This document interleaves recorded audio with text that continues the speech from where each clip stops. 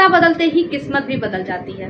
नेता बदलते हैं और उनके खिलाफ दर्ज मुकदमे भी जैसे हवा में गायब हो जाते हैं। लेकिन क्या आम आदमी के साथ भी ऐसा होता है? शायद नहीं। यह कहानी है दो भारतों की, एक वीआईपी भारत और एक आम भारत। नमस्कार, आप देख रहे हैं जनस्वराज हिंदी और मैं हूं प्रगति गुप्ता। उत्तर प्रदेश में सियासत और अदालत के बीच की अद्भुत कहानी कोई नई नहीं है।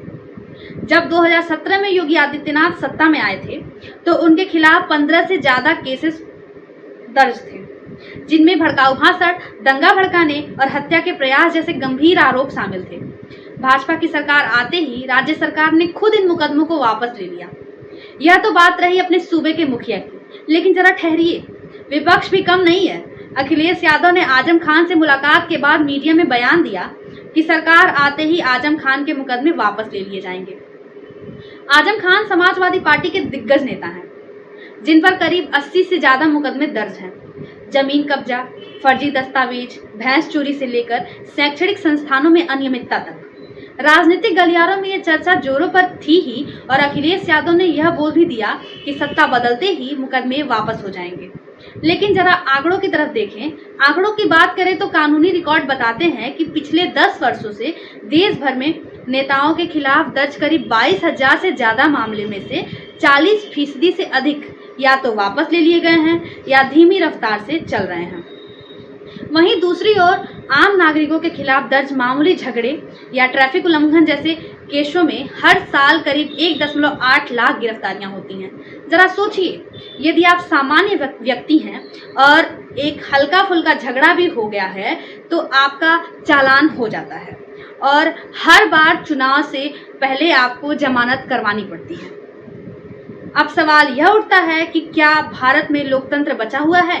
यह कानून सबके लिए बराबर है? कानून विधानसभा में पारित किया गया ताकि राज्य में राजनीतिक प्रेरित गैर गंभीर मामलों को समाप्त किया जा सके।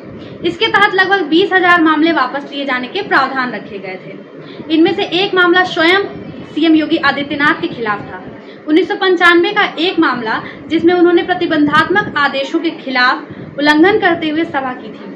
राज्यपाल राम नाईक ने खुद इस बिल को मंजूरी दी। सीएम योगी आदित्यनाथ ने विधानसभा में कहा कि राजनीतिक उद्देश्य से पुराने मामले दर्ज किए गए थे, जिनमें नेता कार्यकर्ता धरना प्रदर्शन आदि करते थे। उन्होंने ये भी कहा कि ये मामले गंभीर नहीं है। इस मामले में समाजवादी पार्टी के मुखिया अखिलेश यादव ने कहा कि यह कानून सत्ता में बैठे नेताओं को फायदा पहुंचाने वाला है, क्योंकि जिन मामलों में नेता संदिग्ध हैं उन पर राजनीतिक दबाव से आरोप लगते हैं। अखिलेश यादव ने समय समय पर पूछा है कि योगी आदित्यनाथ के कितने मामले हटाए गए, कौन कौन से मामले वापस लिए गए और क्या उन पर दंगे, कम्युनल केसेस, धारा 307, हत्या के प्रयास आदि शामिल थे। तो क्या जो कानून की दुहाई अखिलेश यादव दे रहे थे इतने सालों से वो अब ठीक हो गया है? सितंबर 2019 में अखिलेश यादव ने कहा था कि यदि समाजवादी पार्टी की सरकार उत्तर प्रदेश में आई, अगर ये सत्ता में आई तो आजम खान के खिलाफ दर्ज सभी मामले वापस ले लिए जाएंगे। फरवरी 2020 में भी अखिलेश यादव ने जेल में आजम खान से और उनके परिवार से मिलने के बाद कहा कि आजम खान और उनके परिवार को अवस्थित रूप से झूठे और राजनीतिक प्रेरित मामलों में फंसाया गया है। फिर नवंबर 2024 में अखिलेश यादव रामपुर में आजम खान के परिवार से मिलते हुए कहा कि उन पर गलत मुकदमे दर्ज किए गए हैं, उन्हें परित्रस्त करने की कोशिश की जा रही है और मामलों की संख्या बहुत अधिक होती जा रही है। जब 23 सितंबर 2025 को आजम खान को सीतापुर जेल से रिहा किया गया, लगभग 23 महीनों की कैद के बाद अखिलेश यादव ने इस रिहाई को न्याय प्रणाली की जीत बताते हुए आरोप लगाया कि उन पर कई झूठे मामले दर्ज किए गए थे और कहा कि यदि सपा सरकार बनी तो ये फॉल्स केसेस वापस लिए जाएंगे। अभी हाल ही में अक्टूबर 2025 में अखिलेश यादव ने रामपुर में आजम खान से मिलने के बाद कहा कि ऐसा परिवार नहीं है जिस पर हर तरह के झूठे मुकदमे नहीं लगे हों, और उन्होंने कहा कि जब सत्ता में सपा पहुंचेगी तो ये सभी झूठे मामले वापस लिए जाएंगे। सवाल ये है कि क्या लोकतंत्र बचा हुआ है या जो थोड़ा बहुत बचा खुचा है उसे ये नेता रहने देंगे? हाल ही में एक वकील ने सुप्रीम कोर्ट के जज पर जूता फेंक दिया और बोला कि सनातन का अपमान नहीं सहेंगे। सोशल मीडिया पर उसके फॉलोअर्स तो बन गए, लोगों ने भी इसे सही ठहराया। उस वकील ने भी अपना जूता फेंकने को नीच हरकत को धर्म की आड़ में सही ठहराया। कार्यवाही के नाम पर उस वकील के बार काउंसिल के लाइसेंस को रद्द कर दिया गया और अब उसको किसी भी कोर्ट में पैरवी करने की अनुमति नहीं है।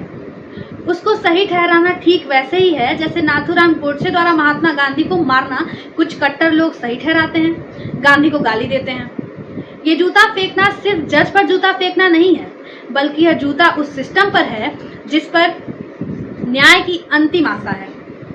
हर उस आम आदमी को जो समझता है कि उसका कोई नहीं है तो कानून उसके लिए है और उसे न्याय मिलेगा।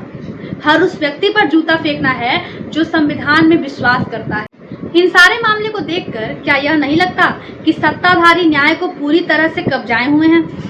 क्या सत्ताधारी पार्टी नेताओं, कार्यकर्ताओं या आम आदमी के लिए अलग अलग न्याय व्यवस्था है? क्या हम इस तरह की व्यवस्था में लोकतांत्रिक होने का दावा कर सकते हैं? क्या सत्ताधारी दल के नेता, विपक्ष के नेता या कोई भी इस तरह के होने वाली चीजों के बाद लोकतांत्रिक होने का दावा कर सकता है? नेपाल, बांग्लादेश और श्रीलंका के रास्ते पर क्या हम भी चल रहे हैं? कमेंट बॉक्स में हमें जरूर